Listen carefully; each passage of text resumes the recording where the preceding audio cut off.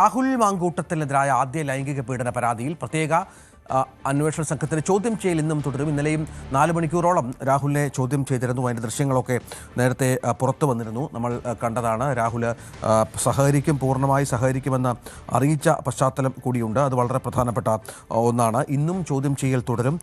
3 ദിവസം ചോദ്യം ചെയ്യാനാണ് കോടതി അനുമതി നൽകിയിരിക്കുന്നത് എന്നാണ് മനസ്സിലാക്കുന്നത്. ഡാൻ കുര്യനുണ്ട്. ഡാന്, ആദ്യ ലൈംഗിക പീഡന പരാതിയിലാണ് ഈ ചോദ്യം ചെയ്യൽ പുരോഗമിക്കുന്നത്. മറ്റ് 2 പരാതികൾ കൂടിയുണ്ട്. ഇതിൽ ഏതൊക്കെ തരത്തിലുള്ള തെളിവുകൾ ശേഖരിക്കാനാണ് ഇപ്പോൾ ലക്ഷ്യം വെക്കുന്നത്? ഇന്ന് അതുമായി ബന്ധപ്പെട്ട തെളിവെടുപ്പടക്കം ഉണ്ടാകുമോ?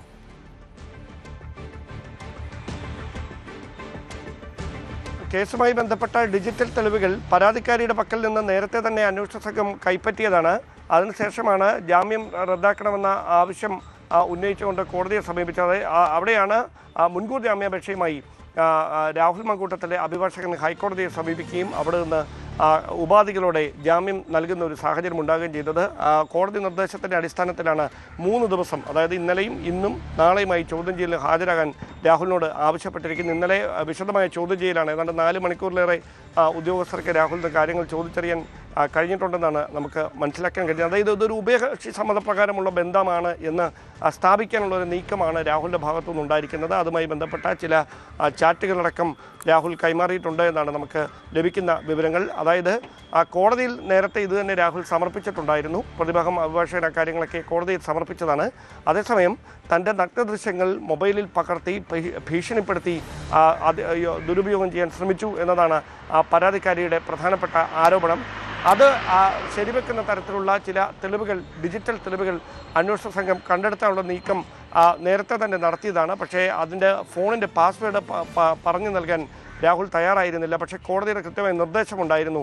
പാസ്പോർട്ടും അതോടൊപ്പം തന്നെ മൊബൈലിൻ്റെ പാസ്വേഡും സ്മാർട്ട് ഫോണും അന്വേഷണ സംഘത്തിന് കൈമാറണമെന്നത് അങ്ങനെ തന്നെ സംഭവിച്ചിട്ടുണ്ടെന്നാണ് നമുക്ക് ലഭിക്കുന്ന വിവരങ്ങൾ. അങ്ങനെയെങ്കിൽ ആ ഫോണിൽ നിന്ന് പരമാവധി വിവരങ്ങൾ ശേഖരിക്കുക, അവിടെ ഈ വാട്സാപ്പ് ചാറ്റുകൾ അടക്കം വീണ്ടെടുക്കാനുള്ളൊരു നീക്കം അന്വേഷണ സംഘത്തിൻ്റെ ഭാഗത്തുനിന്നുണ്ടാകും. അതോടൊപ്പം ഏറ്റവും പ്രധാനപ്പെട്ട ഒരു കാര്യം, ഈ സംഭവം നടന്നു എന്ന് പറയുന്നത് തൃക്കണ്ണാപുരത്തെ ഒരു ഫ്ലാറ്റിൽ വെച്ചാണ്. ഫ്ലാറ്റിലെത്തിച്ച് ഇന്നലെ തന്നെ തെളിവെടുപ്പ് നടത്തിയേക്കും എന്നുള്ള സൂചനകളുണ്ടായിരുന്നു. പക്ഷേ ഇന്നലെ സമയപരിധി കഴിഞ്ഞതിനാൽ അത്തരത്തിലൊരു നീക്കമുണ്ടായില്ല. അങ്ങനെയെങ്കിൽ ഇന്ന് അത്തരത്തിൽ തെളിവെടുപ്പിനായി തൃക്കണ്ണാപുരത്തെ ഫ്ലാറ്റിലേക്ക് രാഹുലിനെ എത്തിക്കാനുള്ള സാധ്യതയുണ്ട്. എന്തായാലും രഹസ്യമായിട്ടാണ് ഇന്നലെ രാഹുൽ എത്തിയതെങ്കിലും പിന്നീട് അത് വൈദ്യപരിശോധനയ്ക്കായി കൊണ്ടുപോകാനിടയുള്ള സ്ഥലങ്ങളിലൊക്കെ വലിയ തരത്തിൽ മാധ്യമങ്ങൾ പിന്തുടരുന്ന സാഹചര്യമുണ്ടായിരുന്നു. അതുകൊണ്ട് ഇന്ന് ഏത് തരത്തിലായിരിക്കും അന്വേഷണ സംഘത്തിൻ്റെ നീക്കങ്ങൾ എന്ന കാര്യത്തിലൊരു വ്യക്തതയില്ല. എന്തായാലും ഈ നാളെ കൂടി ഒരു ദിവസം കൂടി ശേഷിക്കുന്നതിനാൽ ഈ ശേഷി പരിശോധനയും അതോടൊപ്പം തന്നെ തെളിവെടുപ്പ്, ഈ 2 നടപടിക്രമങ്ങൾ പുറത്ത് പൂർത്തിയാക്കാനുണ്ട്. അത് ഒരുപക്ഷെ ഇന്ന് തന്നെ മുഴുവനായി പൂർത്തീകരിക്കും. അതല്ലെങ്കിൽ ഏതെങ്കിലും ഒന്ന് തെളിവെടുപ്പോ അല്ലെങ്കിൽ ഈ പരിശോധനയോ ഒന്ന് നാളത്തേക്ക് മാറ്റിവെക്കാനൊക്കെയുള്ള സാധ്യതയാണ് നിലനിൽക്കുന്നത്. രാവിലെ 10 മണി മുതൽ വൈകുന്നേരം 4 മണി വരെയുള്ള സമയത്താണ് കസ്റ്റഡിക്ക് സമാനമായ തരത്തിൽ ഈ ചോദ്യം ചെയ്യൽ തുടരുന്നു.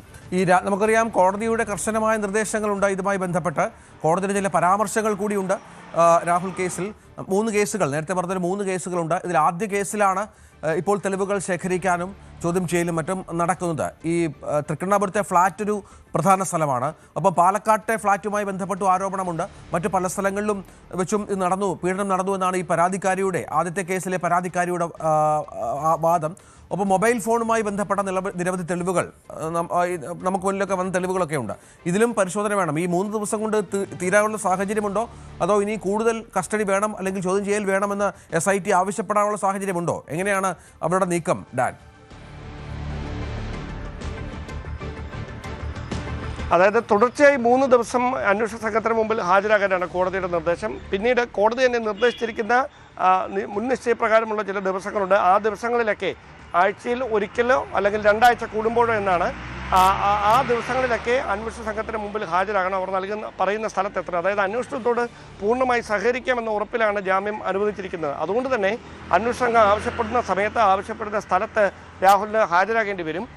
അങ്ങനെ ഹാജരാകുന്നതിലൂടെ ഈ പറയുന്ന സ്ഥലങ്ങളിലൊക്കെ എത്തിച്ച് പരിശോധന നടത്തണമെങ്കിൽ അങ്ങനെ, അതല്ല മറ്റ് സാധ്യതകളാണ് തേടുന്നതെങ്കിൽ അങ്ങനെ അതിലൊരു വ്യക്തത കൈവരും. എന്തായാലും തൃക്കണ്ണപുരത്തെ ഫ്ളാറ്റിൽ പരിശോധന ഉണ്ടാകും എന്ന് തന്നെയാണ് നമുക്ക് ലഭിക്കുന്ന സൂചന. കാരണം അത് ഈ കുറ്റകൃത്യത്തിൻ്റെ പ്ലേസ് ഓഫ് ഒക്കറൻസ് ആയാണ് FIR-ൽ പരാമർശിച്ചിരിക്കുന്നത്. അതുകൊണ്ട് തന്നെ അവിടെ ഈ പ്രതിയുമായി എത്തി തെളിവെടുപ്പ് നടത്തുക എന്നത് നടപടിക്രമമാണ്, അത് പൂർത്തിയാക്കേണ്ടതുണ്ട്. അതുകൊണ്ട് തന്നെയാണ് ഇന്നലെ തന്നെ ആ നീക്കം ഉണ്ടായേക്കും എന്നുള്ള സൂചന ഉണ്ടായിരുന്നത്. പക്ഷേ ഇന്നലെ അത്തരത്തിൽ തെളിവെടുപ്പിനെ കൊണ്ടുപോയില്ല.